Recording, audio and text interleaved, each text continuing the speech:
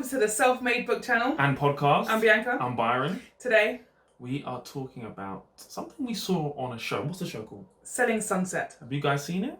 So it's on Netflix. Basically, it's a show about a collective of women and two men who sell multi-million-pound homes in LA. Real estate, as they call it. Real estate. They're realtors. That was a really bad accent. I apologize to all American people who are watching. Don't do that again. Okay.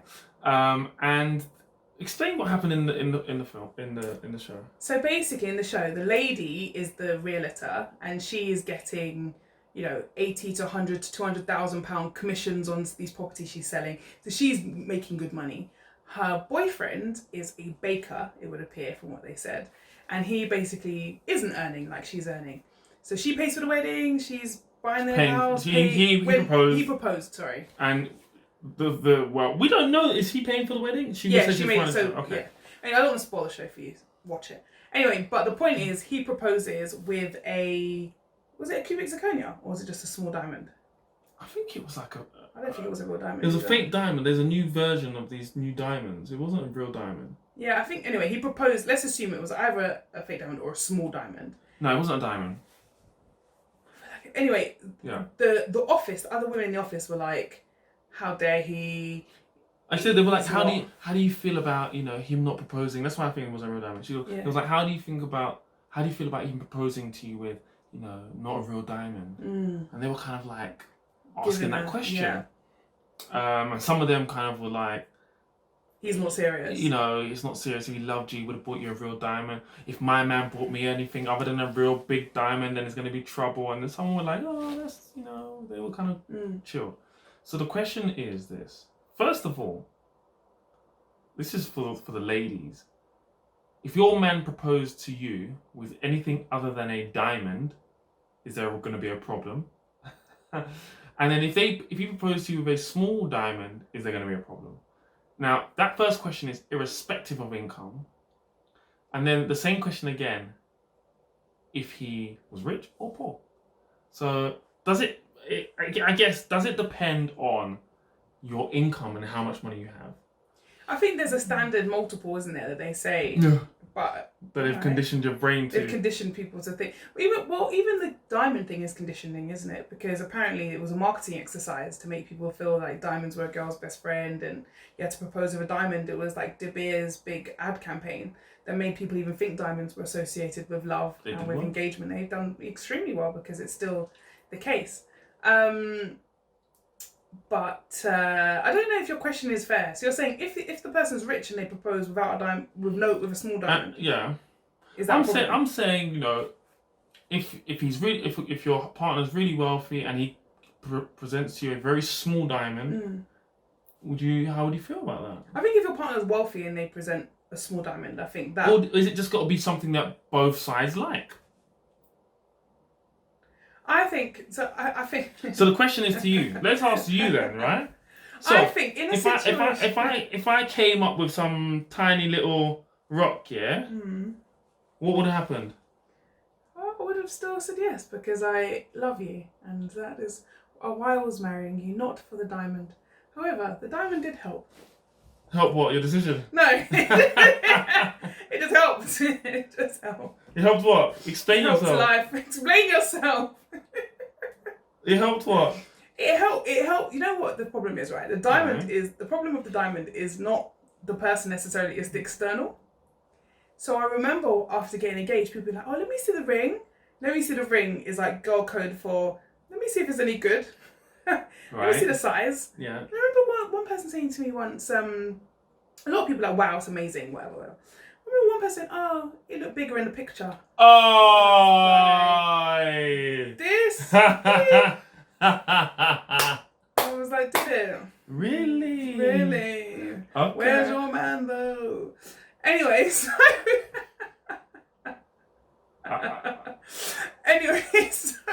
I think that if we were in a situation where I was making more money than you and you had still taken the step to propose and you couldn't afford to buy the ring that you wanted me to have, I feel like still as a couple you're working together. Like we always say it's a relay, not a race. We're working together. If the woman who happens to be the breadwinner and the one that earns more money, then the fact that he's gone to the effort of proposing, then I feel like the woman then goes with the husband and buys the ring she wants. Okay. But then I don't know if that's offensive. Like, if he proposed with a small diamond, then you being the wealthy woman says, thanks, babe, yes, I'll marry you. Come on, let's go shopping and buy a proper diamond. I can't imagine how that would feel. Like, unless the man said that as part of the proposal, that would be quite offensive, wouldn't it? Because it's almost like saying... Well, kind of from my perspective, mine was kind of... So when you enter the world of buying a diamond ring for your partner, like, you're unclear as to what you can get for any amount of money. Sure. Whether it be £1,000, you don't know. It's really tough, right? So when I went ring shopping, I kind of, in my mind, had a kind of a number-ish, right? In my head, in my mind. Yeah, this is what I'm going to spend. You go shopping, they put the rings in your hand, and they're diamonds in your hand. The diamonds in your hand, and they're like, okay, that's the one that you said that you know, your budget. You know, that's a e-color, the color clarity card, and you're like, okay. Then you go to the next one. They go, and this one's like much bigger, double the money. You can barely see the difference. Right. But the you know, they're telling you the color cut and clarity is much better. Right. Then you got the one that's clearly different. Yeah. And that's 3 times that. Yeah. But what you went in with. And it's like, so when I first started versus when I left, I probably spent 3.5 times more. But so okay, and that's fine. But I think that's you were lucky enough, I guess, to be able to afford to extend your budget. Yeah. Some people can't, so they go in with their budget, and their budget's their budget, and they choose what they can accordingly. Yeah, agreed. I'm sure, you know, but it was just. Or they buy second hand. It's difficult. Diamond. It's so difficult for men, I think. Yeah, I'm sure. And then, you know, depending on your partner's hand size has an impact. Some people have little diddy hands. I'm sorry about that.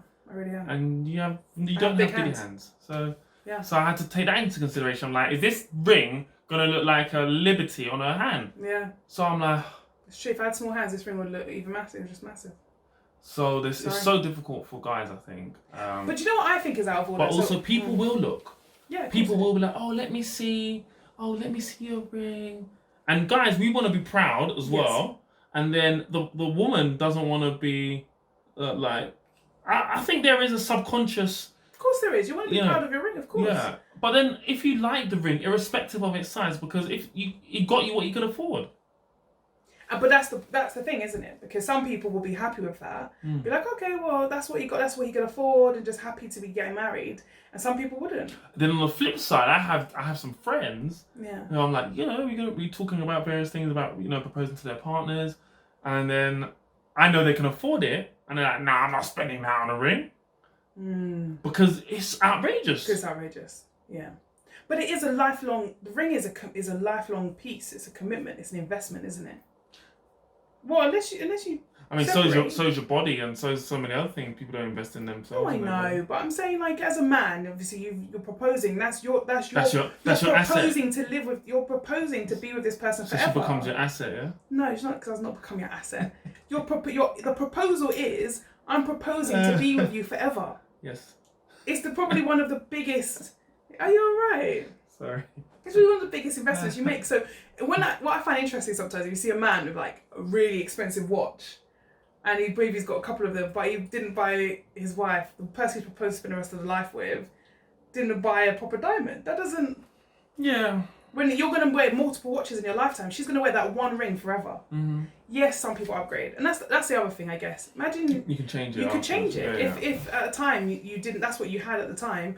Things change, you upgrade the ring. You know, so it's all possible. But what I didn't like is everyone laughing at him, and into her face saying, "Oh, is that all he could afford? Oh, you sure you want to marry him? That's terrible." And I think people it need wasn't to real change. Damage. It wasn't definitely. Yeah, I think so. Yeah. People need to change that because it's none of their business. Yeah. And just be happy for the person. And it doesn't. You know, some people don't. Some people hate diamonds. I can't remember who I spoke to once who said they would hate to get a diamond. They wanted like a ruby. Or a sapphire, like they'd chosen a different gem because the gem is, you know, again, it's personal choice and preference, isn't it? Anyway, guys, let us know what you think. Don't marry for diamonds, marry for love. Well, some people marry for diamonds. Yeah, but then that's the person who's going to be mad at you if you gave them a small one, and they'll be like, "What? Yeah, but so that's I'm not marrying you." What's this crap? So no, hang on. I think if you present the right diamond size, she gonna say yes. But how long is that going to last? Yeah, I know. We've all seen those TV shows and stuff, and he's like, "Will you marry me?" She's like, and she's like, "Oh my God, yes." Like, that's a deciding factor.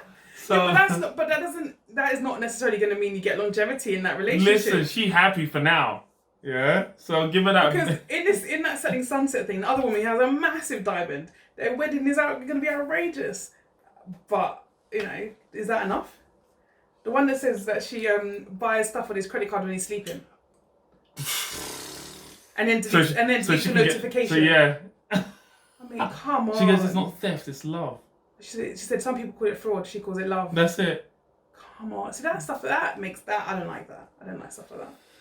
Anyway, watch the show. It's really interesting. Yeah, and let us know what you think about this, because... Would you accept a diamond smaller than what you would hope for or have anticipated? Or what do you do? Out of love. Or what do you do if it's really small and you're like... If it's really small. Or you know what? Worse still, if it's really ugly. Because I think that's worse. That's another problem. Like, you really hate the ring. Do you tell them? Like, girls, I need to know. If you hated the ring, if you love him, he's the best man. You want to spend the rest of your life with him. But then he opens the box, you're like, oh.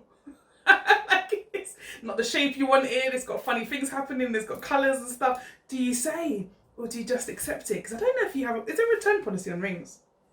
There isn't, is there? I don't think so. Because you had it made to size and everything. Oh. Guys, let us know. Comments below. Please like, comment, share, subscribe. Let's get these subscription numbers going. Thank you so much for joining us today. I'm Byron. I'm Bianca. And Self-Made. It's success. Take care now. Bye.